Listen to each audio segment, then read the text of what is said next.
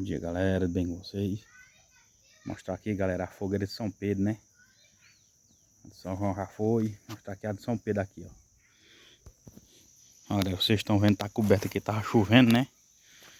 Eu cobri ela com zinco aqui, ó. Tá descobrindo aí pra você ver.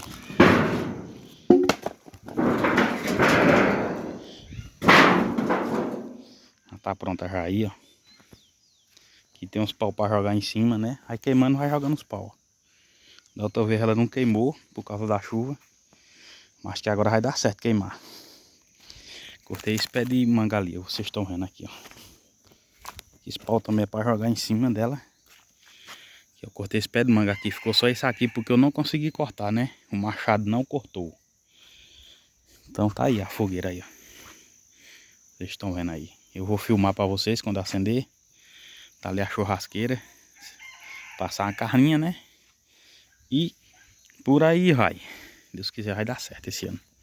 Vou mostrar pra vocês aqui uma coisa aqui, galera. Olha só. Esse pezinho de mamão aqui que nasceu aqui na parede, ó. Eu não vou cortar não, deixa ele aí, ó. Esse ele vai estar mamão aí, ó.